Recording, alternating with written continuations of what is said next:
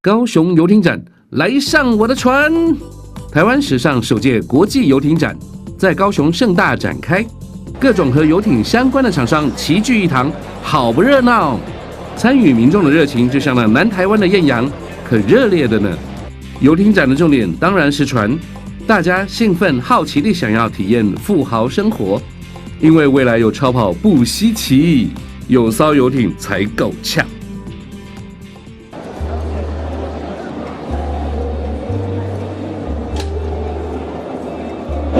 来，欢迎大家来我的船。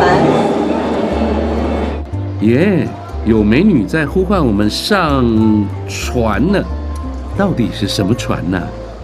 这艘是 Benutu Barracuda 7， 售价新台币299万元。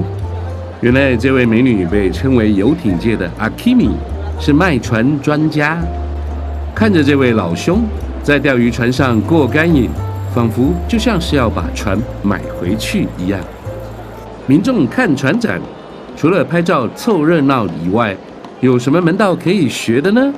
Well, the most important thing is you work with a company that can offer you a good after-sales service. And our company here for 30 years because we offer very good after-sales service. Secondly, it's important when you buy a yacht to think about the resale value, how much you can sell that yacht for in 2 years' time. And that's the key point there is to buy a brand that is recognized in Asia. So they're the two best pieces of advice I can give to a new yacht owner in Taiwan. 在展馆室内赏船不过瘾，走到户外水域区感受更真实，甚至还可以有出港的搭乘体验。真的想上船？当然要上这艘造价1700万的拉贡39双体帆船，它就像一栋浮动的房子，平常可以容纳20个人在上面派对，如要远航过夜，也可以睡8个人。厨房、客厅、卧室、卫浴一应俱全。客厅的部分呢，其实非常的适合就家庭出游，因为呢最大的话可以容纳下20个人。那如果需要过夜的话呢，就是可以住8个人，也就是说我们有1个主卧房，然后2个客房。沿着甲板走到船头，拉贡39还有一个小梯子，你可以爬上去舱顶平台，吹吹海风，做做日光浴。船首还有特别的跳床，你可以优雅地躺在上面看风景，当然也可以跳上一跳。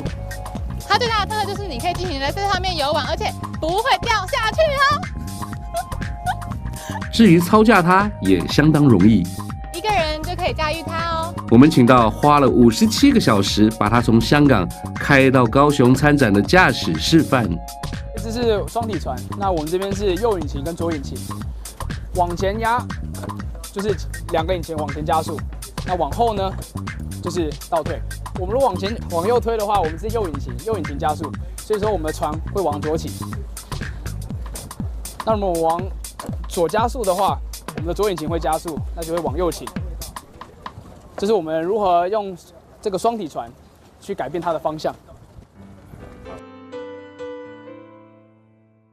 有了游艇，其实只是海洋生活的起步。如果船上再配备个 C-BOB 水底蛟龙，还能鉴赏水底世界，任自由。